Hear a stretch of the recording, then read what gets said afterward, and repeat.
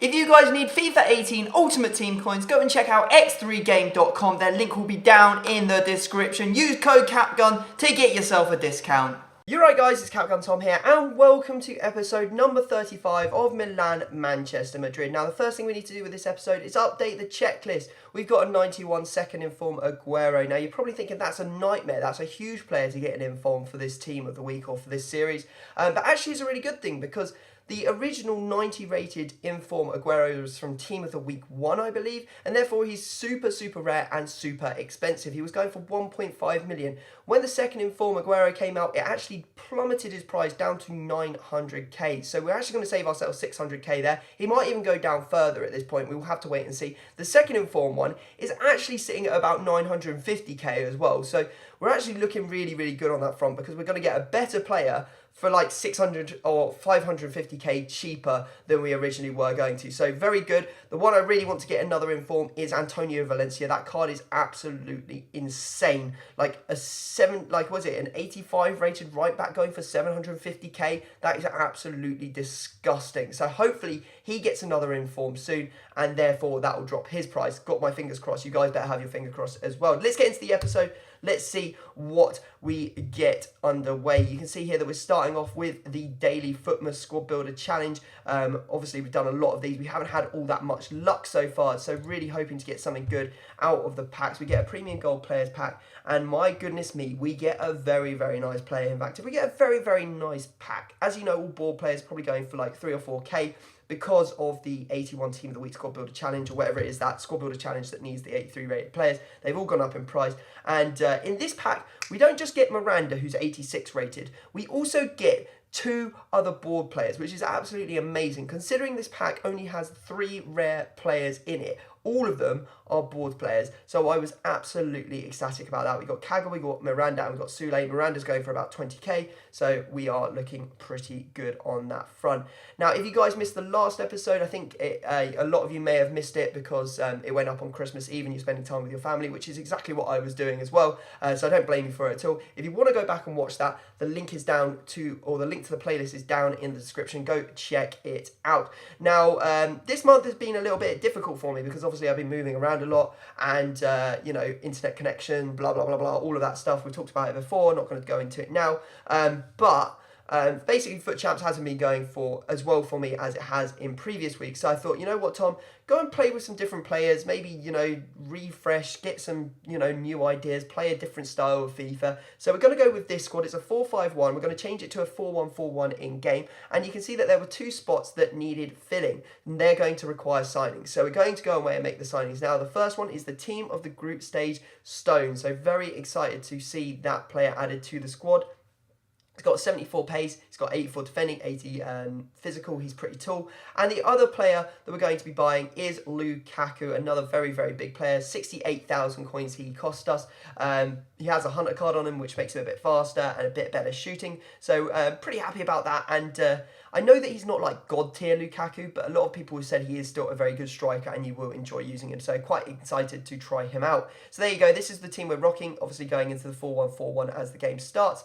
And we can now give Lukaku and Stones that check mark on the checklist, which actually completes the gold columns for the Manchester checklist. Now you can see here that we have got Foot Champions ahead of us, and we're not going to be taking it too seriously because getting elite for the month is probably out of the question. We only have 71 wins out of 120 played, and you know, we need to get quite a high sort of ratio to be able to get that. So I thought, you know what, we'll probably end up finishing somewhere in gold.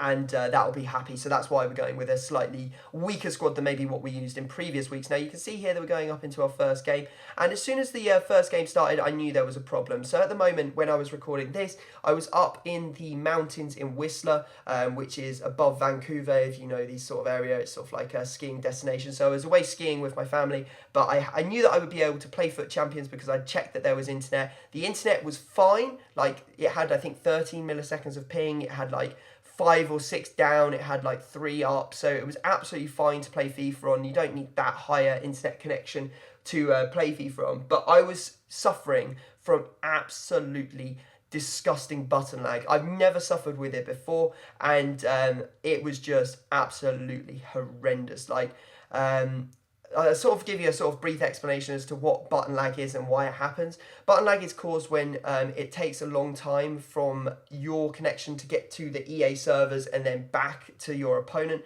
and that's sort of what causes button lag, because obviously there's a delay between the time that you press a button and the time that it gets to the server. And the further you are away from an EA server, the worse it's going to be. That's why people really have a problem in sort of like the rest of the world region, because there are a lot less servers in those regions, and therefore most of the time you're a lot further away. When I play at home, I'm in London, I'm very, very close to a server, I have unbelievable internet, I have like 2 ping, I have 100 up, 100 down, so I never suffer with it ever.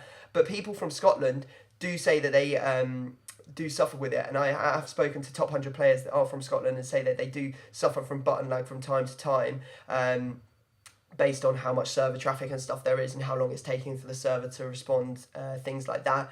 And again, as I was in Whistler, far away from sort of like a main city, probably, you know, the best part of like 4 hours drive or whatever, that meant that I was having a lot of delay going backwards and forwards.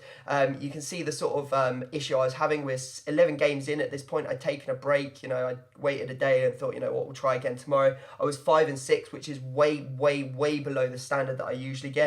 I was getting screens like this as I was loading into games, which sort of like adds to the problem. You can't see what your opponent's rocking. Like, I mean, what's the game actually going to play like? So yeah, I was really, really struggling, which was a real frustration. And it was like Christmas period and stuff like that. So I have to say now that I did actually end up retiring from Foot Champions this week. The reason for that was just basically that there was no point in me playing. I think that I would have ended up getting maybe like 14 wins, which for some people is all right, but for me, I was like, you know what, I'd rather not waste the time. I'd rather go and spend the time with my family and just have a nice time and not stress and ruin Christmas, because that's what the alternative was.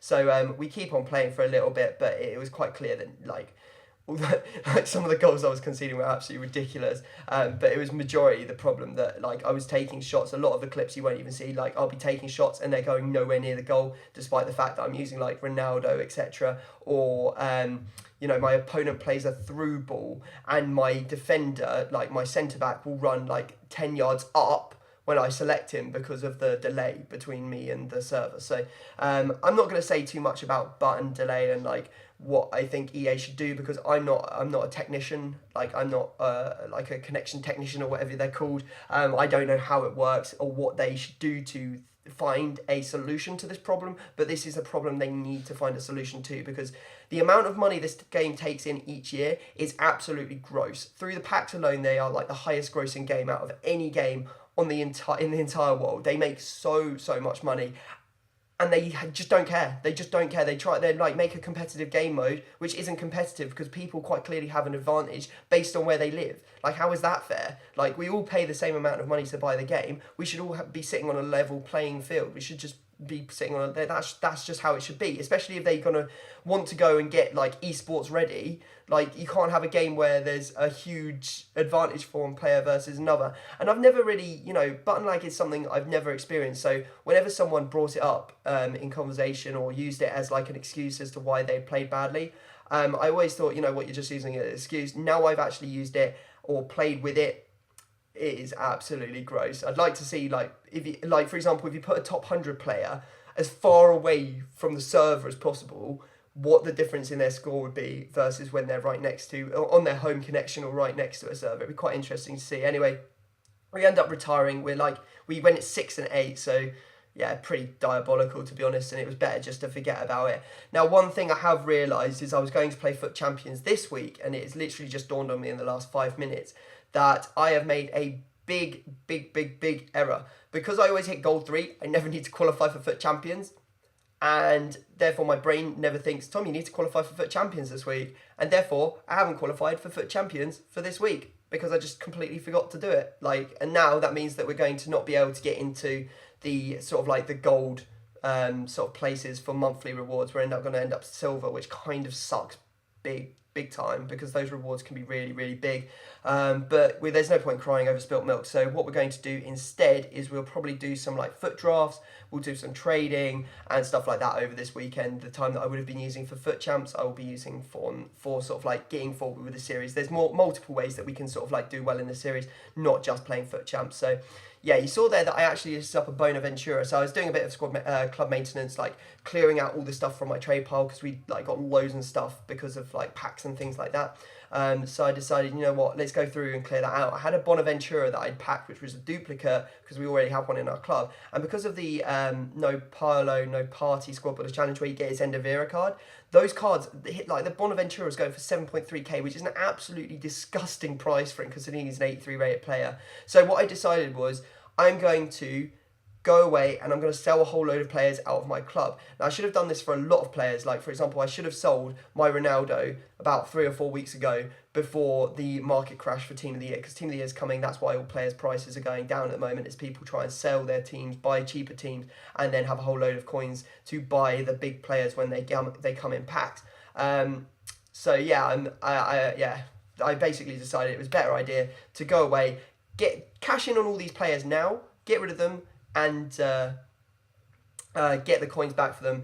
As I said, should have done it for a whole load of players, but some of them I wanted to keep because they're first owner. For example, the Ronaldo, I want to keep their records. I wanted to use them for foot champs. There's quite a few different reasons as to why I wanted to keep them. And plus, I just didn't want to go through and sell everything. Like, I didn't want to have to then go back later and buy it all back. I just liked having some of it in my club. So yeah, we end up getting rid of Borja Valero here, Musacchio. We got rid of, I think, we end up getting rid of Donnarumma as well. So we got rid of plenty of players here, all selling for like the 6k mark. And we all know that once those guaranteed Team of the Week packs and the Perlo Squad Builder Challenge disappears, those players are going to drop back down, especially with Team of the Year and the amount of packs that are going to be open. I'll probably be able to buy these players or snipe these players back for 700 coins each and sell them for 4,000, 5,000, 6,000, 7,000, some of them.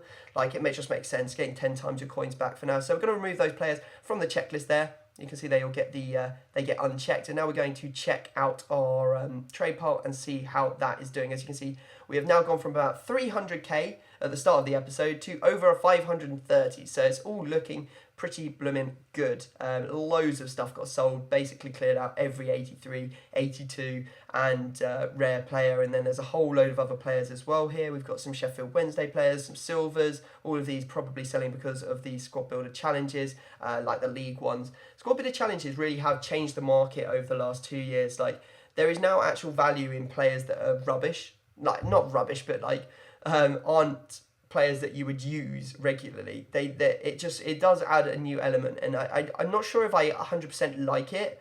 In some aspects I really do like it, some aspects I really don't like it, but that's neither here nor there. Let's get into this. We're doing some squad builder challenges here because it was Christmas, and they gave us a whole load of free packs. You submit some really, really bad teams and you get some decent packs back for it. So I was like, let's do this. You get 4 packs plus a bonus pack for actually completing this set. It was like basically like 4 foot or 5 foot Christmas challenges in one go. Blimey, I'm having trouble talking today. Anyway, let's plow on. You can see there we finished off the set not having done all that much, or not getting rid of all that much value from our club. So we just need to hit a couple of players to actually make it worthwhile. First pack turns out to be a bit of a dud, a little bit frustrating there, but you know, you can't do it. You can't do anything about it. That's just how packs work. It's complete luck. As we all know, I managed to pack Ronaldo in a 1 rare gold player pack for coming second in the draft final. How is that fair? But you know, it's sort of like, it's just, the game is sort of like a roundabout. You just got to keep on putting in and eventually it will give out. It is just, that is what packs are. It's just a case of the more packs you open, eventually you will get something back for it. Anyway, you can see here that there's actually a Lindelof in this pack, who should be a duplicate because he should already be in my club, but he's not, which makes me think that there are probably quite a few players that I've accidentally submitted into squad builder challenges that I need to go back and buy, because the aim of the series, as you guys know, is to have every tradable top rated version of the players from the 6 clubs we're doing. So we need all of the players that are tradable, so that's why we haven't done the Footmas cards and we haven't done like the player of the month cards. That's why we didn't do those, because they're non-tradable cards and we don't want to turn our liquid cash into non-tradable unusable coins, if that sort of makes sense. So here we go, we're going to open up the last couple of packs. We did manage to get a foot draft token, which is something that I'll probably use over this weekend. I may try and stream as well, depending on how good the internet is. I am now in Vancouver, so should be relatively close to a server, considering the head offices for EA are literally just around the corner from me. And if I start experiencing lag, I might go and knock on their door and ask them to sort their stuff out, because this is getting a little bit annoying. But anyway, you can see there, the last pack we opened gives us Perrin. Good stuff. And yeah, happy days, 83 rated players. He was the only player we really got that had all that much value. We also get the player there from Angers in Ligue 1, who will be selling for about 3k because of the League Squad Builder Challenges. Those are the players you really need to look out for. That's where the hidden value in your packs is through these silver players or players that are going in Squad Builder Challenges. And of course, if they're not selling at the moment in a Squad Builder Challenge, if you can hang on to them in your club, there is a good chance they will be in a Squad Builder Challenge at the end.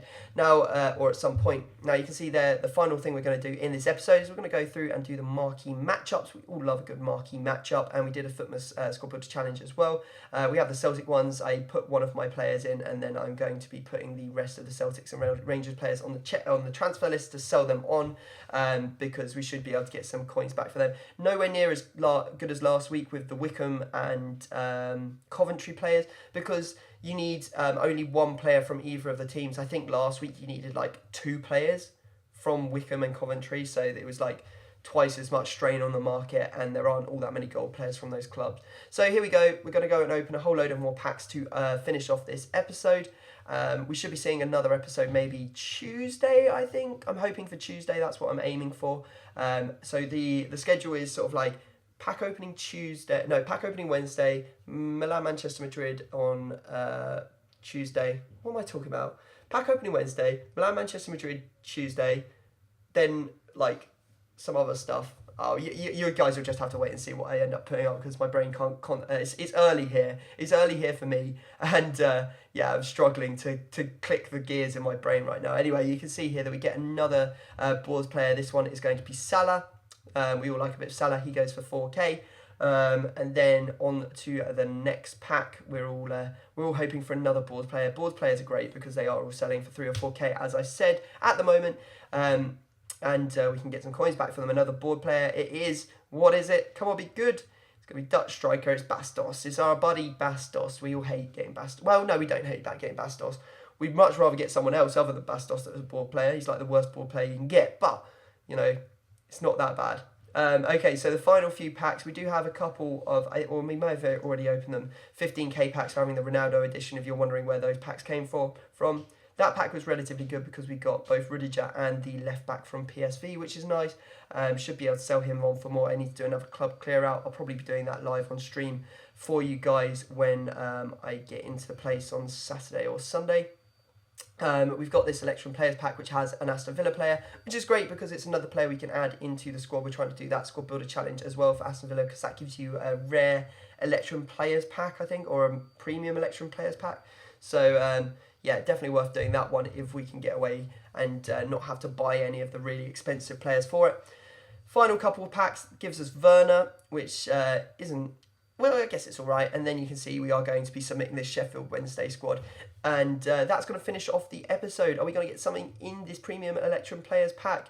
Fingers crossed for a boards player. Let's go. Finish us off with a bang. Final pack of the day. And it is going to be boards. Yes, that's what we're talking about. So the final pack does pay out on the boards front. We did get some decent packs in this episode. This one's going to give us De Rossi. So guys, I hope you have enjoyed this video. If you have, smash a thumbs up. If you've missed the last episode or any episode, feel free to go back and check them out in the playlist down in the description. Other than that, subscribe if you're new, and I will see you next time. Peace.